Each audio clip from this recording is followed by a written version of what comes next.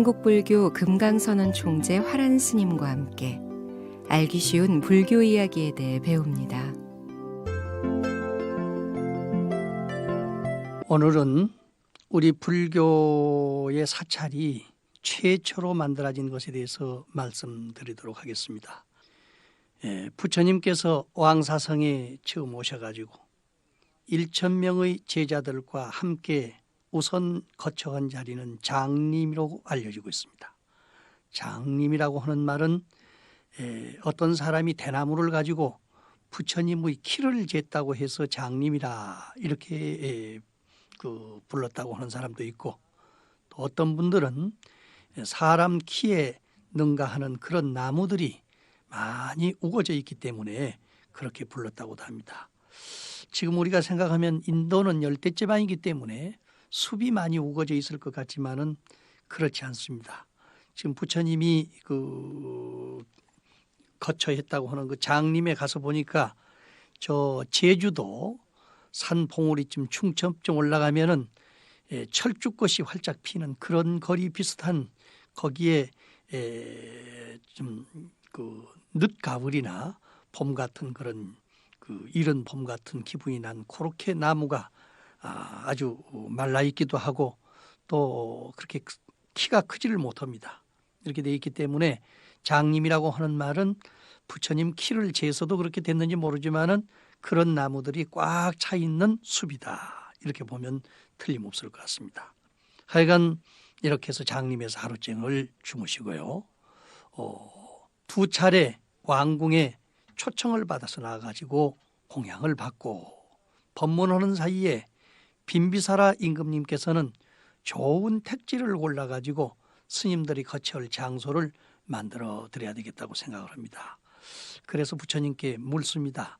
어떤 장소에다가 그 자리를 잡아드리면 좋겠습니까? 그러니까 성내에서 그리 멀지도 않고 또 너무 가깝지도 않고 왕복하기 좋고 언제나 가기 쉬우며 낮에는 사람들이 좀 잡되게 들어오지 않고 밤에는 너무 적적하지 않아서 한가히 거주하여 고요한 생각이 잠길 수 있는 곳, 거기 만일 숲이 있고 물이 있다면 더 좋다, 이런 말씀을 합니다.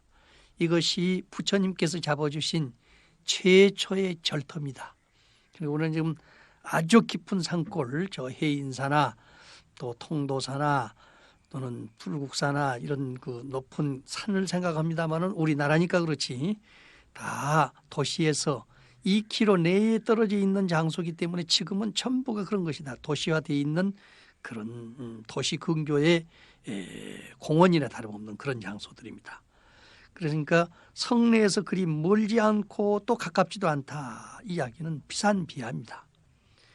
우선 스님들이 하루에 한 번씩 나가서 밥을 얻어 잡수셔야 하니까 왕복하기에 편리해야 됩니다. 그래서 낮에는 또 그렇다고 해서 사람들이 너무 놀러 와가지고 시끄럽게 하고 하면 안 되니까 잡된 사람들이 들어오지 않는 장소가 좋겠고, 밤에는 또 너무 적조하지 않아서 한가히 거주하면서도 고요한 생각에 잠길 수 있는 곳, 거기 만일 숲이 있고 물이 있다면 더 좋다, 그 말이죠. 이것이 좋은 절터입니다. 그런데 왕사성에서는 칼란타 장자가 가지고 있는 대숲이 바로 그러한 조건에 꼭 알맞게 되어 있었습니다. 임금님은 그것을 희사받아 가지고 부처님과 부처님의 제자들이 거처할 수 있는 장소로 만들어집니다. 칼란타라고 하는 말은 원래 다람쥐 혹은 새의 이름이라고 합니다. 그런데 옛날에 어떤 임금님이 그 교회에 나갔다가 술이 취해가지고 쓰러져서 잠이 들었는데 큰 구렁이가 술 냄새를 맡고 달려들어서 임금님을 저격하려고 할 때 칼란타라고 하는 소위 그 쥐 또는 새가 임금님 귀에다 대고 찍찍 꽥꽥 소리를 질렀기 때문에 임금님이 놀래서 깨가지고 보니까 뱀이 달라들어서 간신히 죽음을 멸하게 했다. 그래서 그곳에서는 그곳을 공원으로 만들어 가지고 칼란타를 기르게 한 데서 칼란타 공원이라고 하는 말이 생기게 됐었다 그 겁니다.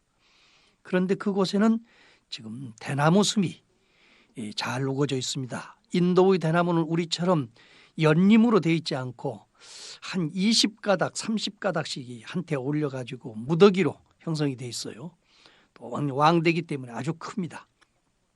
그래서 그런 숲들이 곳곳에 있어가지고 나무 그늘을 형성하고 있기 때문에 더위를 피하는 데도 대단히 좋은 그런 장소입니다. 근데 인도에서는 그런 공원을 가람이라고 부릅니다. 가람, 공원, 사람들이 휴식처 이렇게 부르는데 스님들이 사는 장소로서 만들어졌기 때문에 승가람이다. 스님들을 승가라고 부르니까 스님들이 사는 공원이다. 이렇게 부르니까 승가람이다. 이렇게 해서 스님들이 거처하는 큰 절을 승가람이라고 부르게 되겠습니다. 어쨌든 불교에서는 그 승가람이라고 하는 말이 최초로 생기게 됐습니다. 그런데 이제 그 장소는 아까 말씀드렸듯이 대나무가 우거져 있기 때문에 나중 중국 사람들이 이걸 번역을 할 때 중림정사다, 대나무숲 정사다 이렇게 이제 부르게 됐습니다. 역시 정사라는 말은 중국에서는 조용하고 평화스럽고 안락한 공원을 정사라고 옛날에 불러왔습니다. 나중에 그런 장소에다가 말하면 선비들이 별장을 짓고 공부를 했기 때문에 공부하는 장소를 또 정사라고도 부르게 됐었죠. 어떻게 하든지 원래 절 이름은 승가람이지만은 그것이 중림정사라고 하는 공식 명칭으로서 중국에 소개가 됩니다. 그런데 이제 이 절이 나중에 보면은 큰 절도 생기고 적은 절도 생기게 됩니다. 그래서 큰 절은 승가람 이렇게 만들어지고 작은 절은 아라냐라고 보통 부르게 됩니다. 그것을 지금 아까 이야기했듯이 정미로울 정자에다가 집사자 해서 정사다. 정미소라고 할 때 그 정자입니다. 그래서 정사라 이렇게 해서 우리나라에서도 반야정사 또는 선정정사 이렇게 해서 모두 정사라는 이름을 많이 붙이고 있습니다. 나중에 기원정사 같은 것들이 만들어지고 그러죠. 그래서 이제 번역이 되는데 후세에 민속신앙의 의지처로 있던 그 체티아라는 것이 있습니다. 우리나라 같으면은 저런데 그 성행당이라고 할까요? 길가에 가다가 뭐 돌멩이 같은 거 성황당이라고 이렇게 부르지요. 올려놓고 하는 그런 장소 또 집안에 어려운 일이 있으면 거기에 가가지고서 뭐 그 고백을 하고 소원 성취되기를 빌었던 그런 것이 성황당인데 인도에도 그런 것들이 특히 그 당산나무 밑에 가서 그런 것들이 많이 있습니다. 이런 것을 보통 기도를 드리는 장소다 이렇게 해서 체티아라고 이렇게 불렀습니다. 그런데 사람들은 어려운 일이 있을 때 그곳에 와서 제사도 지내고 고사도 지내고 이렇게 하지만은 평상시는 그 자리가 비어 있거든요. 그래서 스님들이 숫자가 많아지면서는 이제 정사나 승가람이 부족할 때 또는 길을 가다가 어디 의지에서 자야 되겠는데 적당한 장소가 없을 때는 체티아를 사용하는 경우가 많습니다. 그 체티아를 인도 사람들은 하느님한테 제사를 지내고 고백을 하는 장소다 그래서 천소라고 부르죠. 하늘 천자 바소자 하늘에게 호소하는 장소다 그런 이야기죠.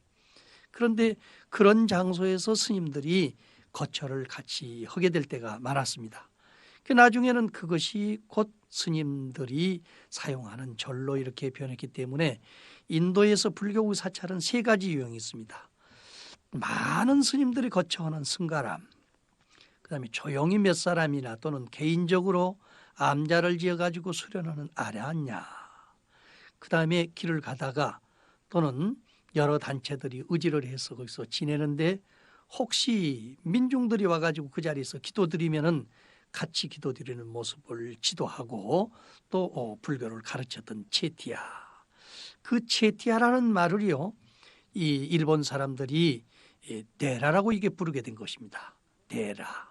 그러니까 그 일본 사람들이 부리는 그 데라라고 하는 말을 이제 어떤 분들은 데라 데라 데라 하고 이렇게 부르다가 한국 사람들이 그 발음이 세기 때문에 델 하다가 절이 됐다. 이렇게 해서 한국에 절이라는 말이 생기게 됐다. 이런 말을 하게 된 사람도 있습니다. 또 천소라고 하는 것은 바로 기도드리는 장소이기 때문에 절은 곧 기도하는 장소로 이해됐다. 그래서 그 인도의 승가람, 그 다음에 아라냐, 또 소위 체티아, 이 세 개 가운데서 특히 체티아가 한국적인 절과 많이 연관을 가지게 됐다. 체티아는 천소, 즉 하늘을 향해서 기도드리는 곳, 복을 비는 기도처의 뜻인데 지금 우리나라 같으면은 성황당과 같은 곳이다. 스님들이 길을 가다가 알만한 곳이 없으면 바로 그런 곳을 의지해서 쉬었는데, 이것이 일본 사람들이 그 체티아를 데라 또는 가라라고 이렇게 부른 데서 점점 반절음 돼가지고 이제 절이 됐다, 이런 이야기가 있습니다. 그러나 이제 우리 그 돌아가신 조명기 박사님 같은 경우는 우리나라에 신라 때 불교가 처음 들어올 때 선산에 있는 모래의 집에 불교가 처음 들어오게 됐는데, 그 모래의 집에 가서 불교를 배우러 가려면은 모래네 집으로 가야 되는데, 그 모래라고 하는 말이 털모자에 덧자, 지금 그 향가 글씨로 본다면은 이두문자로 본다면 털보라는 말이랍니다.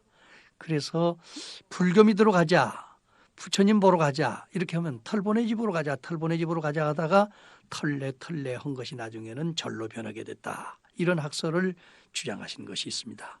어쨌든 우리나라에서 사용하는 그 절이라는 명칭은 인도에서 사용하는 것과는 조금 다릅니다마는, 하여간 불교의 최초의 절은 중림정사라고 하는 것은 잊어버리지 말으셔야 될 것이고, 스님들이 거쳐하는 그런 공원, 이런 것을 승가람이라고 한다. 그래서 우리나라에서도 이제 그 가람연기에 대한 글을 쓰신 이런 유명하신 분들이 더러 계신데, 그 가람이라고 하는 것이 절의 연기, 절이 어떻게 만들어지게 됐느냐 하는 것을 소위 기록한 책들입니다.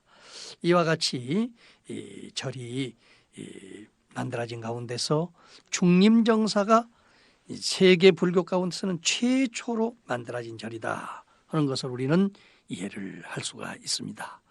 그런데 이 절을 항상 우리 중국과 한국 같은 데서는 그 산이 높고 깊기 때문에, 또 중국 사람들은요 옛날에 불교가 들어오기 전에 신선 공부를 주로 했었습니다.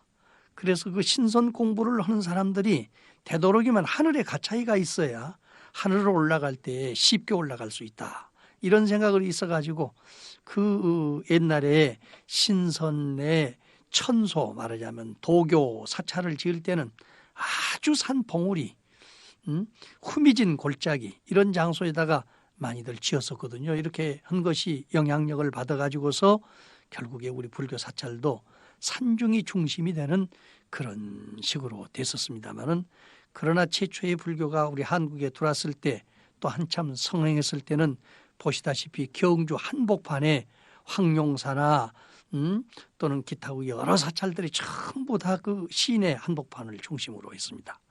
언제부턴가 저런 개소리 닭소리가 들리지 않고 사람의 흔적이 없는 장소에 가야 복도 받고 좋다고 해가지고 그런 것을 동경하다 보니까, 세상 귀찮은 사람들이 사는 장소는 좋게 됐지만 중생을 교화하는 데는 아주 곤란한 점이 많게 돼서, 이 시대 국민들을 향도에 나간 데는 이 교회처럼 도시 한복판에 있는 그런 사람들처럼 큰 일을 못하고 이렇게 뒤져 있는 상태가 됐습니다.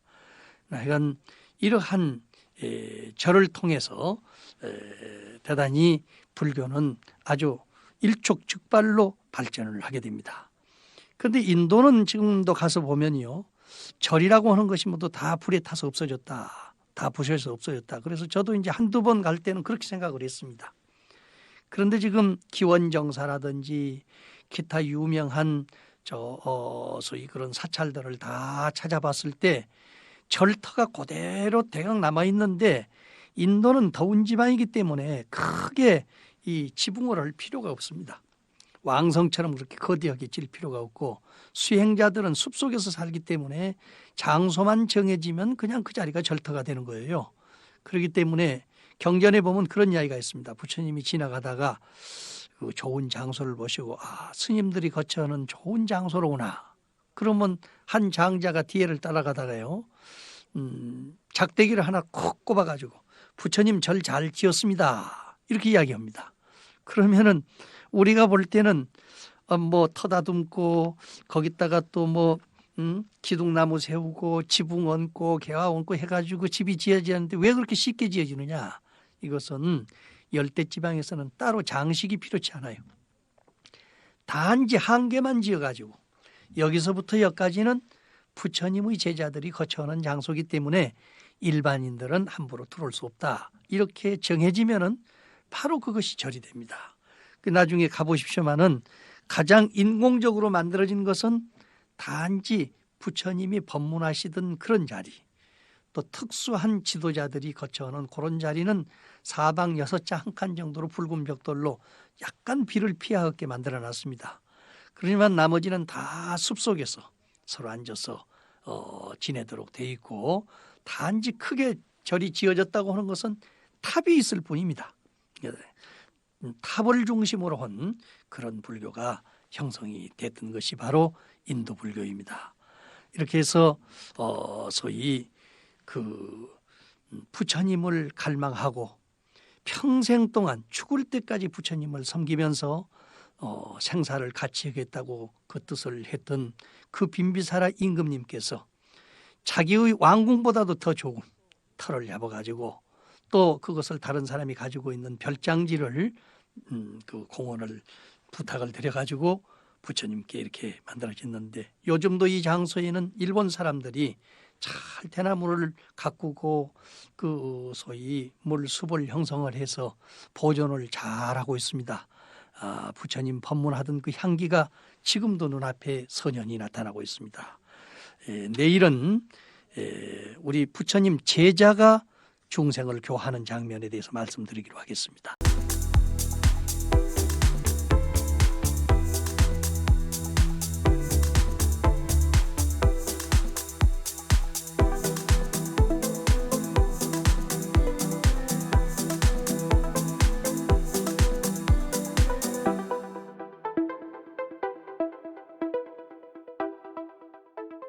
지금까지는 우리 부처님께서 중심이 돼가지고 모든 중생을 선수 제도하시는 것을 본의로 해서 이렇게 제도하시는 모습을 봤는데요.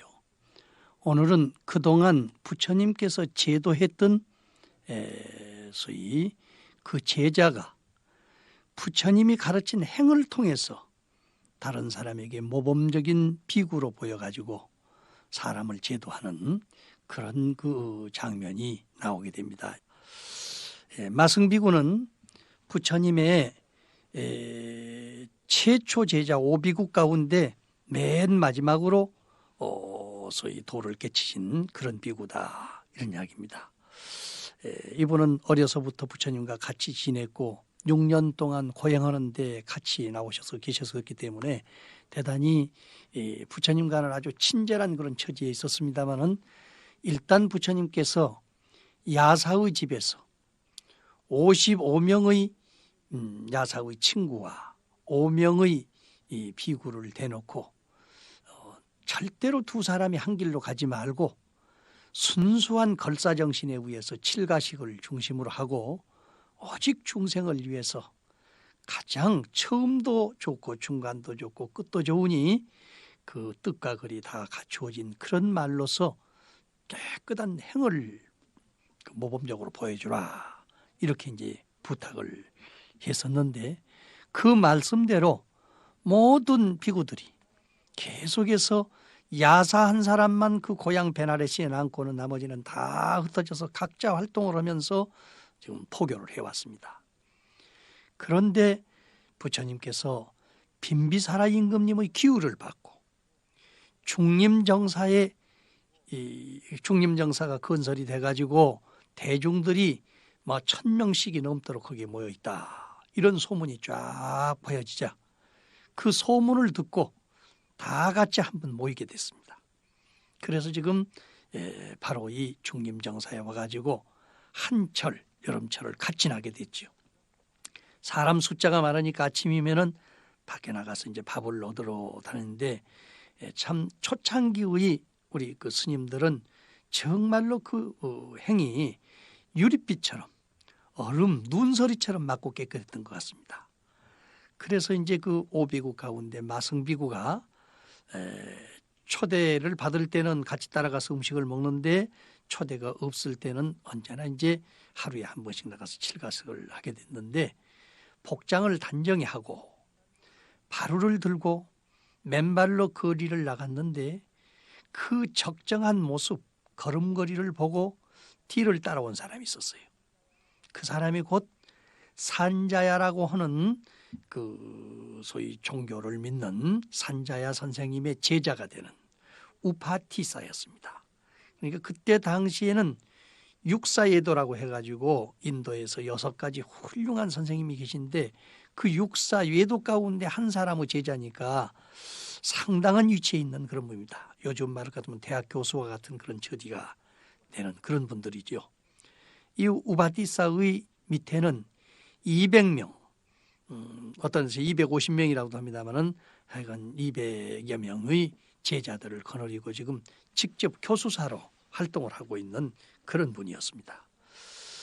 그런데 맨발을 벗고 바루를 들고 가사를 입고 이렇게 걸어가는 모습을 볼 때 대개 바라문교의 사문들이 지나갈 때는 이리저리 고개를 쳐들고 사방을 바라보면서 또 같은 집을 보고도 가난한 집은 빼고 부잣집으로 간다든지 이렇게 해서 많이 가려서 가는데 전혀 그런 것이 없이 순서적으로 참 잘난 사람 집이나 못난 사람 집이나 평등하게 이렇게 걸어가는 것을 보고 쫓아갔어요. 물었습니다. 당신의 걸음은 진실로 적정합니다. 누구를 스승 삼아서 무엇을 배웠기 때문에 그렇게 적정합니까? 하고 물었어요. 저희 스승은 석가족 출신의 큰 사문이신데 모든 것을 인연 따라 났다가 인연 따라 없어진다 이렇게 말씀하고 계십니다. 이렇게 아주 간단명료하게 계십니다. 그래서 이제 저의 스승은 석가족 출신의 큰 사문인데 그러니까 그 말 속에는 우리 부처님의 출신 지구까지 이력이 그냥 한꺼번에 드러났습니다. 그분의 가르침은 모든 것은 인연 따라 났다가 인연 따라 없어진다고 말씀하고 계신다는 게 제법 종연성 종연멸 인연이라는 말이죠. 요즘 우리가 인연 이렇게 이야기하니까 늘 들여서 다 아는 글귀와 같지만은 그때 당시에는 일찍이 들어보지 못한 글귀입니다. 그래서 인연 요즘 말 같으면 상대성 원리를 이야기하는 건데 이것이 있으므로 저것이 있고 저것이 있으므로 이것이 있다. 이것이 없어지면 저것도 없어지고 저것도 없어지면 이것도 따라서 없어진다. 이런 이야기예요. 그러니까 모든 것은 하느님이 창조해가지고 다 이 세상에 모든 것은 다 없어지더라도 하느님 자체는 없어지지 않는다. 이렇게 이야기하고 또 마지막에 인간은 허무한 것이고 다 그걸로 돌아가야 될 것이다. 이렇게 이야기하는데 사람이 있기 때문에 하늘이 하늘인 줄을 알게 되는 것이요. 하늘이 있기 때문에 또 사람이 이렇게 창조된 거 아니냐. 뭐 하느님과 인간 관계를 놓고 본다면 그렇게 분명히 이야기하죠. 의사와 환자를 놓고 볼 때는 환자가 있으니까 의사가 필요하고 의사가 있으니까 환자가 병을 치료하는 거 아니냐. 스승과 제자를 놓고 볼 때는 스승이 있으니까 제자가 있고 제자가 있으니까 스승이 있는 것이 아니냐. 남자가 아무리 똑똑하더라도 여자가 있으니까 여자 뱃속에서 남자가 태어난 거 아니냐. 그러니까 여자들을 업신여기면 안 된다. 바로 이런 이야기가 인연법 이야기거든요. 그러니까 이런 이야기를 처음 들은 사람으로서는 놀라지 않을 수 없습니다. 그러니까 그분은 지금 어디에 계시며 누구나 배울 수 있습니까? 물었어요. 네, 중림정사에서 빈비사라 임금님의 기율을 받고 계시며 누구나 배울 수 있습니다. 물론 소문은 들었겠죠.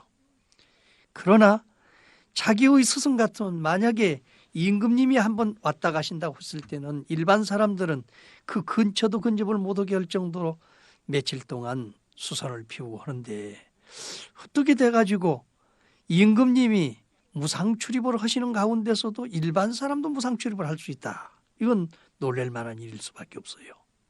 그래서 이분이야말로 정말로 사람 가운데 사람인가 보다. 꼭 가서 만나봐야 되겠다. 이렇게 해서 이제 찾아가기로 하는데요. 이 이야기를 중국 사람들이 번역을 할 때에 제법 종연생, 제법 종연멸, 아불대사문, 상장여시설, 제법 모든 법은 종연생, 인연 따라서 생기고, 제법 종연멸, 모든 법은 인연 따라서 멸한다. 아불대사문, 우리 부처님의 위대한 사문께서는, 큰 스님께서는 그 말이죠, 상장여시설이라 항상 이와 같이 말씀하신다. 너무너무 간단하면서도 부처님의 그 깨달은 정신, 포교 정신을 한꺼번에 잘 드러내는 말씀이기 때문에 그것을 법신계라 부릅니다. 불교의 진리를 그 이 내 글귀에 그대로 담아가지고 우리에게 일러주는 시다, 이런 이야기죠. 아마 이 세상에 어떤 분도 이렇게 간단명료하게 축소시켜서 설법하기란 쉽지 않습니다. 참 훌륭한 선생님이 나려면 훌륭한 제자가, 선생님을 능가할 수 있는 제자가 나야 되는데, 저는 이 불교의 경전을 보면서 그런 느낌을 갖습니다. 물론 공자님 제자도 삼천 제자가 되고 거기에서 많은 사람이 나왔고, 또 예수님께서도 12대 제자가 나와가지고 훌륭한 일을 많이 했지만은 그 부처님 제자들처럼 사회적인 명망이나 또는 그 소위 종교적인 처지나 모든 입장에 골고루 체험을 한 사람들이 함께 모여가 있으면서도 자기라는 것을 내세우지 않고 오직 그 부처님의 가르친 진리를 중심으로 해서 세상을 살면서 순수하게 포교를 하고 있다고 하는 점, 또 여러 소리를 하지 않아요. 핑계를 하지 않습니다. 우리 부처님이 어떠고 저쩌고 뭐 어떠고 이런 이야기를 하지 않아요. 그분들의 행에 의해서 저분의 스승은 정말로 훌륭한 사람이겠구나, 제사한자들로 하여금 그 사람의 배경에 들어있는 모습까지도 볼 수 있게 하는 그런 행동을 보이는 데서 더 감화를 많이 받고 많은 사람들이 불교에 기울을 하게 됐다는 것을 바라볼 때 정말로 스승보다는 제자가 더 훌륭해야 되겠다는 것을 생각을 해봅니다. 아까 오비국 가운데서도 소위 먼저 교화를 받아서 깨달은 사람도 있는데 뒤에 깨달은 마승비구가 이처럼 훌륭한 이야기를 한다고 하는 것은 놀랄 일이 아닐 수 없습니다. 이 말은 그대로 부처님의 진리의 몸을 가장 적절하게 간단명료하게 이렇게 설명한 개송이기 때문입니다.